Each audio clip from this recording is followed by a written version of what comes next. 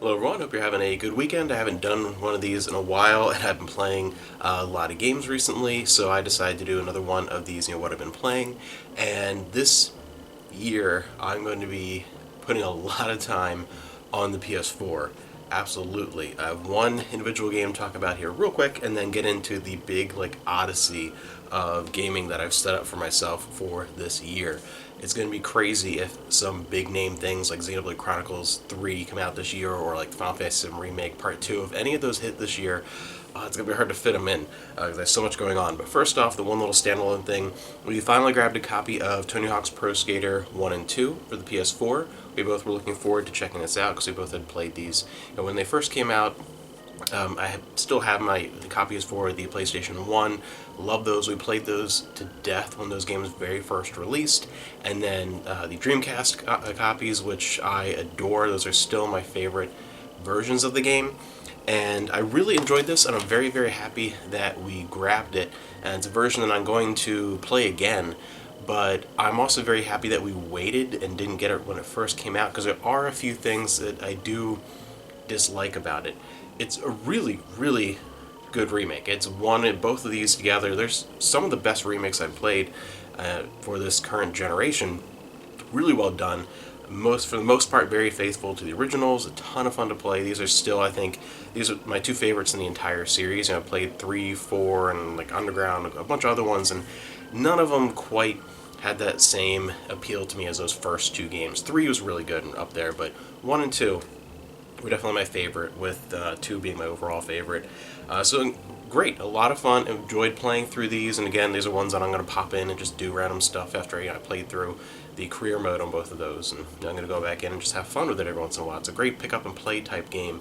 And some of the things I disliked about it, a lot of it had to do with just the difference between playing an older game and the modern style of gaming.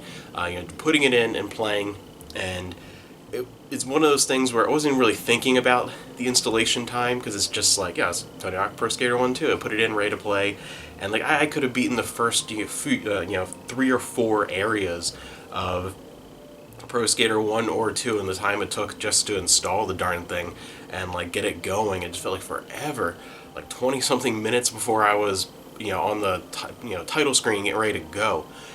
Just frustrating. That's just a part of modern gaming. It's just an annoyance.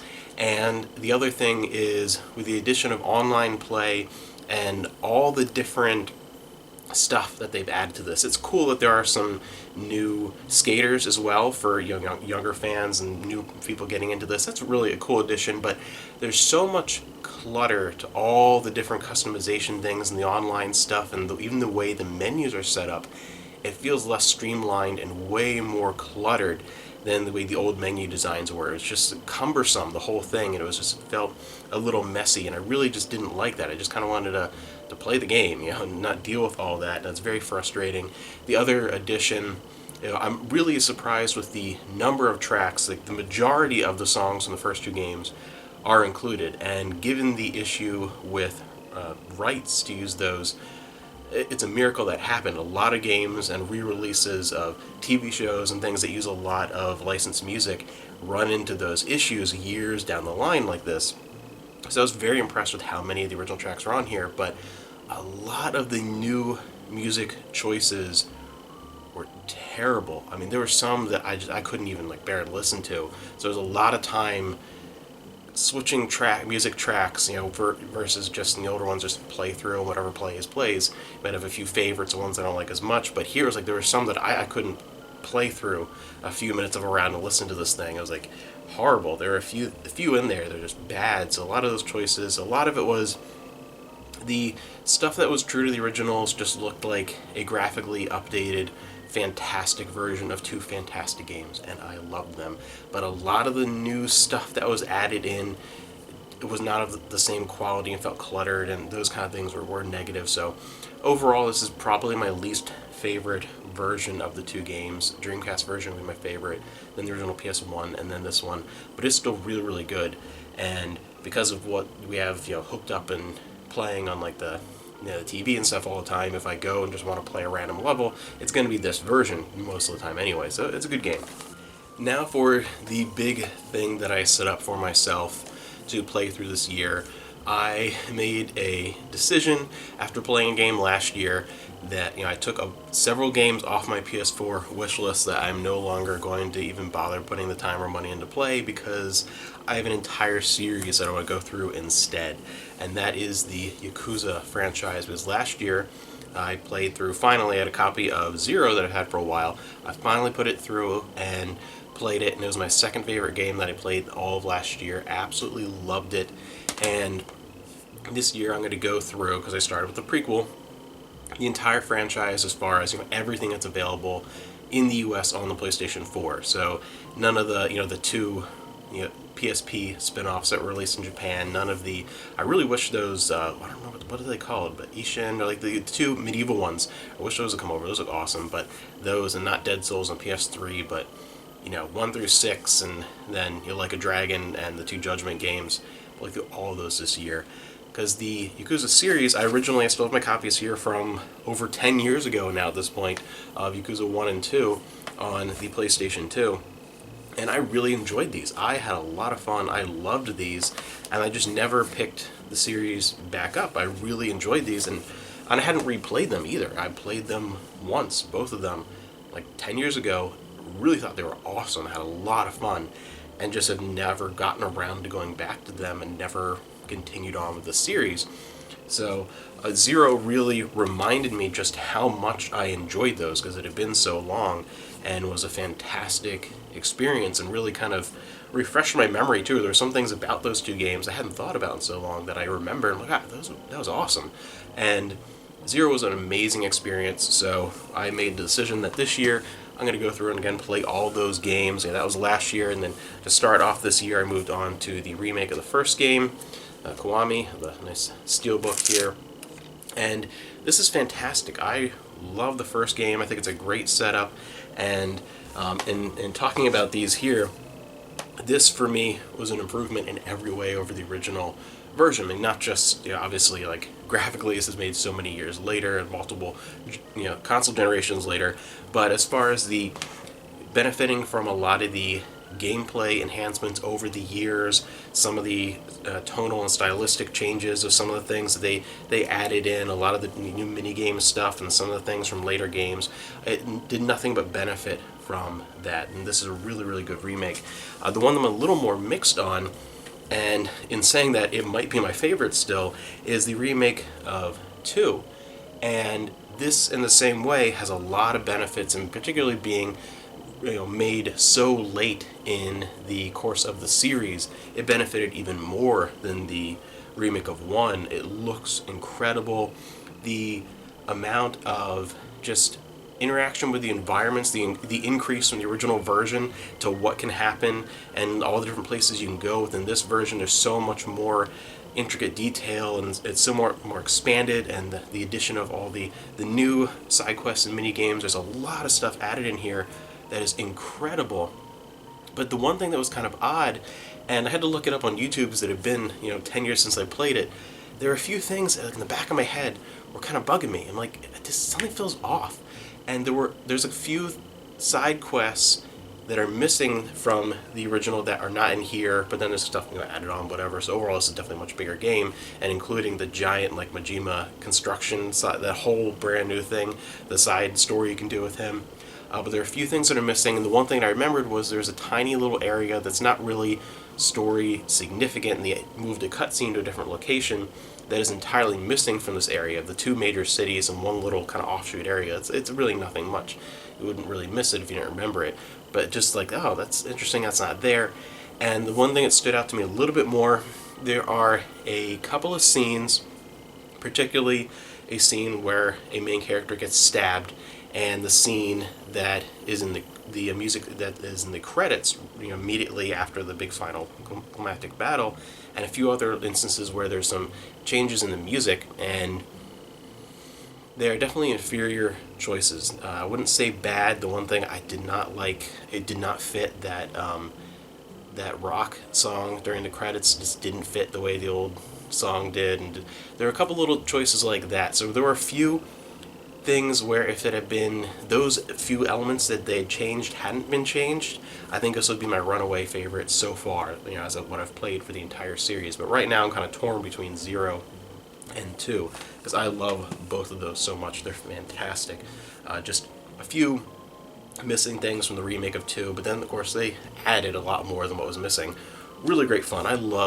I get so sucked into the melodrama and the over-the-top action, all the amazing RPG elements that are within this series, and some of the side stories are really interesting. There's some that is just like meet somebody, solve a quick problem, beat a few people up, but then there's some that are more involved, and you come back to these characters, and it really adds some life to the world. And because a lot of these games, the one main city is one of the main cities in the majority of the games, you kind of get to know it, and you know the street names, people are talking about it, and it's a lot of fun going through the series chronologically like this in a short span of time.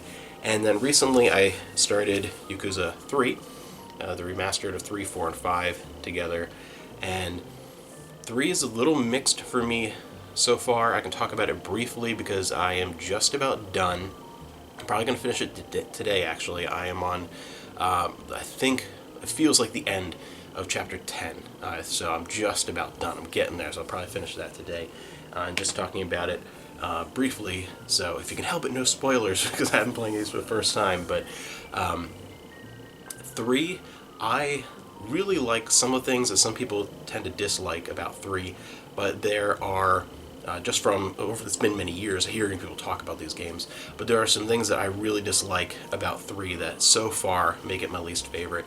I enjoy, actually, the very more subdued, slow-paced opening few chapters and dealing with everything with the orphanage and really spending time with the kids, and I actually really like that. I know some people did not enjoy that element of the game and just wanted to get to over-the-top craziness immediately and beating the crap out of hundreds of people, and you get that, as even at the point where I'm at in the game, you get some of that, but the opening hours of 3 are a little different, and I actually think it's great and adds a whole lot of depth to the characters, and I like the way that being in Okinawa feels as well. It fits the tone that's set by what's going on in the story in the early hours, and that a little more laid-back feel, and the city has that vibe as well, and it really meshes well with the tone of the story, the way the city looks and is set up, and the way it feels compared to Kamurocho and being in like a Tokyo and things like that. It's very, very different, and I think it's fantastic. I actually really love that element. It has some things in it that are a little more reminiscent of Shenmue in a way, some of those parts. Like, I really enjoy the way that is, and then it builds up the emotion as you're attached to these characters as you go through the story. It benefits from starting that way, and I enjoy it a lot. But there are some real gameplay issues, weirdly, in 3, and having played the ones on the PS2 and then moving to kind of the other end of the spectrum towards the end of what you're getting, when these were made with 0 and the remake of 2, and 3 just feels kind of off a little bit. And when you're fighting, this is the first one that I've actually struggled a little bit in some of the fights, some of the boss fights and things, because something about the combat just feels a little off, and I have replayed a little bit of 2 on the PS2 just kind of to get a feel, because I'm like, maybe it's just my memory playing with me. I dragged out the PS2 and played for like an hour and that kind of thing, but it wasn't. 2 actually felt more fluid on the PlayStation 2 than 3. Like, something about the combat just feels slightly off, and the enemies, they block like crazy. Like, a frontal assault against somebody is just not a good idea in 3, because they block to an annoying level to where fights take a little bit longer and it can be a little more frustrating, and it just feels a little less fluid and even a little less cinematic in a way than obviously later games that come. But even comparing to like 2 on the PS2, it doesn't feel quite right. There's something off about it, and a lot of there are too many, and some of them are way too long, of the chase sequences. Some of them just feel like you're stretched out a little bit too much, and again, there's a little bit of a stiffness to the controls for some reason. I don't know why, but yeah, it kind of awkward, and so that element really kind of bogs it down for me. But I do enjoy the political story element that's going on with the buying of the property and all the things that are going on behind the scenes, and a lot of the new characters that are put to the forefront. It's really good. It doesn't quite hit me as hard as 1, 2, or 0 though. Like as much as I'm enjoying it, those I was definitely more invested in those characters and the overall plot of what was going on. But I still really, really enjoy it. It's just the so far for me. I still have a couple chapters left, but so far it's the weakest for me. But we'll see going forward. Still really enjoying it. This is a great series. I'm having a lot of fun. And the other thing too is that 0 took me a long time. I put a lot of time into that. I hear that 5 is super, super long and takes place over like many different cities, so that's probably going to take a while. But the majority of these, I'm not going crazy and like I'm going to do 100% of everything.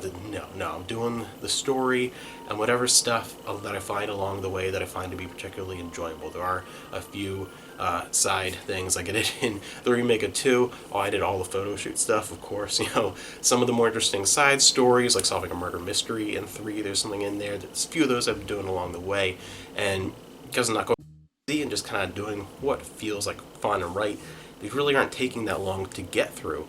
I think 0 I spent a ton of time on, but even doing the little extra stuff that I did in the remake of 1, it was probably around like 20 hours or so. It wasn't too bad. The remake of 2, like 25 to 30-ish, somewhere around there. 3, again, I'm getting close to being finished with the game, I feel like. Just the way things are ramping up and where the story's going. And I'm not even at 20 hours yet. So that's the other thing too, is I'll be able to get through these in a year, and the good games that I can come back to because there's so much to do. Do like a new game plus. I will probably do that on 0 when I'm all done. Go back to 0 and just do a new game plus for fun, and do like so much more stuff with the Cabaret Club. And I finished the whole real estate thing in 0. I finished that whole thing. That was a lot of fun. But yeah, the extra side content is fantastic. All the different mini games, anything from like karaoke to dancing, bowling, whatever. Great. I love the Majima Everywhere thing that they did. There's so much great stuff in these. They're a lot of fun if you never checked them out. They're amazing action RPG games with an amazing sense of humor. They're brilliant. So well done, and I'm really happy that you can get the entire core series, 1 through 6 and then the prequel 0, the entire core series on one system. That's always very, very nice. And then even a lot of these spin-offs and stuff are available on PlayStation 4. So, I have 0 through 6, just need to get those few spin-offs sometimes throughout the year. Once I get to those, going to be a lot of fun, so you'll be hearing a lot about Yakuza throughout the course of this year.